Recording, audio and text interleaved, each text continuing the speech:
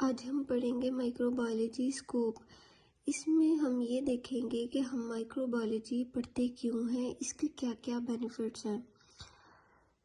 Microbiology scope के अंदर क्या कहते हैं, the scope of microbiology is huge because of the involvement of microbiology in various fields such as pharmacy, medicine, clinical research, agriculture, dairy industry, water industry, nano technology and chemical technology.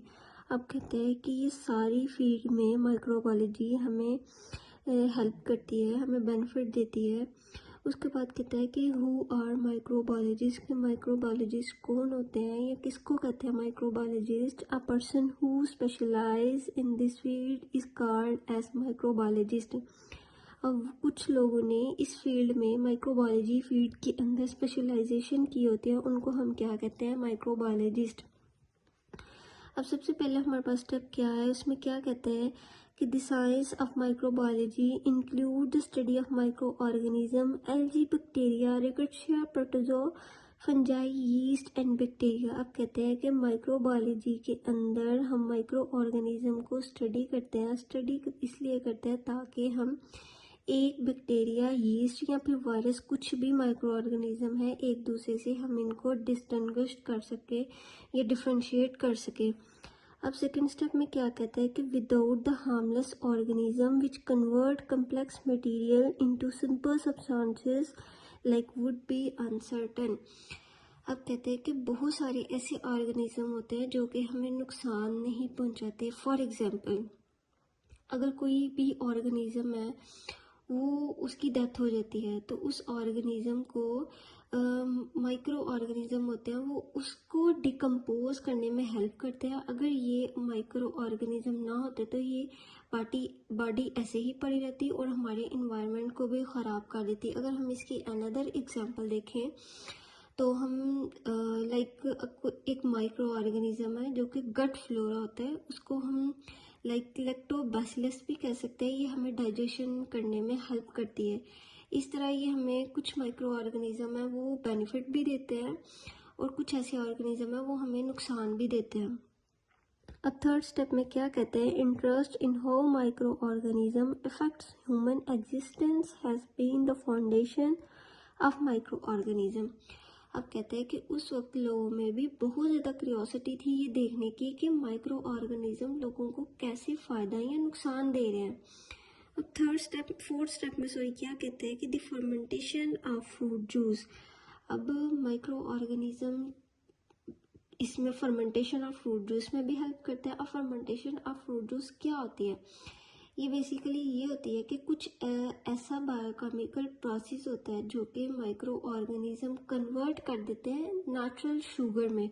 हम इसको क्या कहते हैं, fermentation of fruit juice. अब micro organism fermentation of fruit juice में भी help करते हैं और किस में हेल्प करते हैं, and the souring of the milk which means कि योगर्ट, दही बनाने में भी हेल्प करते हैं। Are natural process known to man.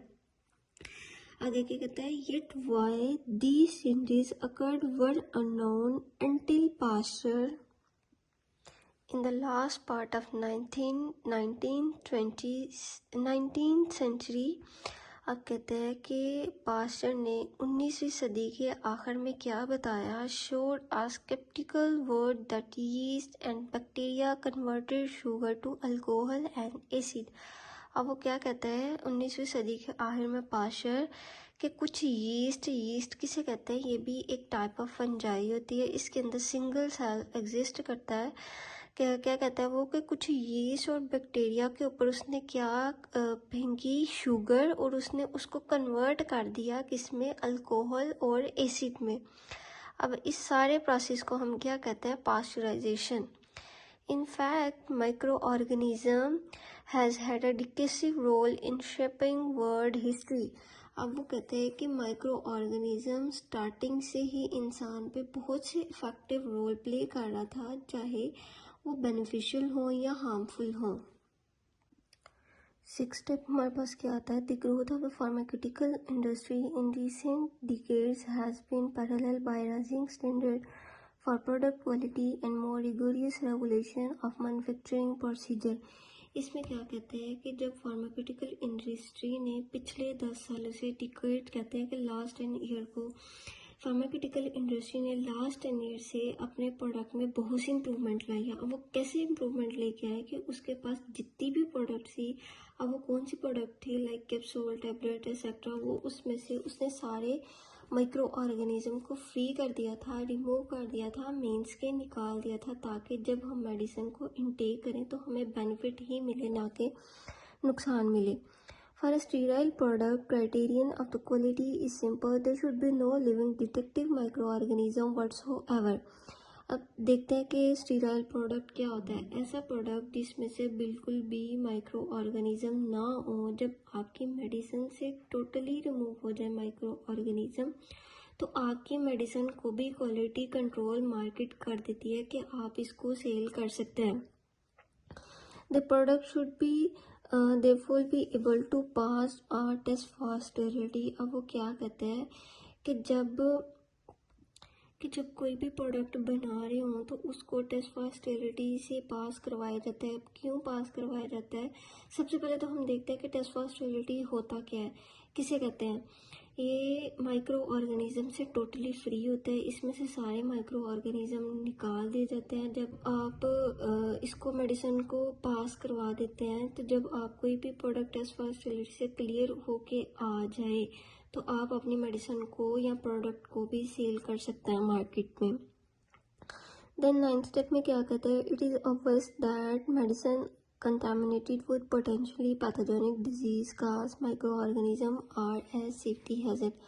अब कहते हैं कि जब आप मेडिसिन कोई भी बना रहे हैं तो ऑब्वियसली या तो आप बना रहे हैं ऑटो या फिर मैनुअल, तो जाहिर सी बात है तो वो मेडिसिन कंटामिनेटेड होगी ही होगी। और जब कंटामिनेटेड होगी तो जाहिर सी बात है तो जो भी पर्सन इनटेक कर रहा है तो वो उसको पैथोजेनिक होगा। पैथोजेनिक किसे कहते हैं कि जो डिजीज़ काज करे उसे हम क्या करें, यहाँ पे कोई इन्फेक्शन काज करे उसको हम क्या कहते हैं, पैथोजेनिक। कहते हैं कि जब वो पैथोजेनिक होगा, microorganism are as safety hazard.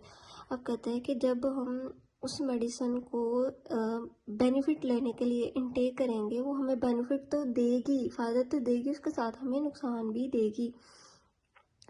So medicine administered by vulnerable routes. अब सबसे पहले देखते हैं कि वल्नरेबल रूट्स होते क्या हैं। मेडिसिन यूज़ करने का वो वाला मेथड, वो वाला तरीका जो रॉन्ग वे से अप्लाई किया जाए। सपोज आपने इंजेक्शन को गलत तरीके से इंजेक्ट कर दिया है तो आप उसको रिवर्स नहीं कर सकते, वो आपके लिए हार्मफुल होगा, वो इतना ज़्यादा हार्मफुल होगा कि इवन के वो पर्सन के लिए डेडफुल भी हो सकता है। एज कंपैरेटिव देखा जाए कि ओरल मेडिसिन जब आप इनटेक करते हैं तो वो इतना ज़्यादा नुकसान नहीं देता है जितना कि इंजेक्टेड मेडिसिन आपको नुकसान देती है, जो कि हम मसल या फिर वेन वगैरह में अप्लाई करते हैं। सो जब भी कोई इंजेक्टेड मेडिसिन अप्लाई करें तो वो फर्स्ट ऑफ ऑल स्टेराइल होनी चाहिए और इसकी एक्सपायरी वगैरह को देख के फिर लगाना चाहिए। कहते हैं कि वल्नरेबल रूट्स इजी इंजेक्शन। कहते हैं कि जब भी आप वल्नरेबल रूट्स में कोई इंजेक्शन वगैरह अप्लाई करें तो वो स्टीराइल प्रोडक्ट होना चाहिए, या फिर जब आप वल्नरेबल एरियाज़ में आप कोई भी प्रोडक्ट या कोई भी मेडिसिन अप्लाई कर रहे हैं तो वो भी स्टीराइल प्रोडक्ट होनी चाहिए। कि जैसे कि उसने इधर एग्जांपल दिया है आइज़ की, कि सपोज जब आप आई में ड्रॉप डालते हैं वो स्टीराइल प्रोडक्ट नहीं है तो माइट भी पॉसिबल वो आपके रेटिना को, लेंस को ख़राब कर देती है या डैमेज कर सकती है। सो इसलिए हमें हर मेडिसिन को स्टीराइल प्रोडक्ट करवाना चाहिए। अनदर एग्जांपल में हम देखा जाए एयर की भी आप एग्जांपल ले सकते हैं। अब 10th में क्या कहते हैं, disinfection and the properties of chemical biocide used as antiseptic, disinfectant and preservatives are subject of which pharmacist and other person who responsible for the manufacturing of medicine should have a knowledge both for the perspective of biocide used in product formulation and manufacture, and because antiseptics and disinfectant are pharmaceutical product in their own right. अब सबसे पहले देखते हैं जी disinfection क्या होता है, जो कि विदाउट माइक्रो ऑर्गेनिज्म होता है।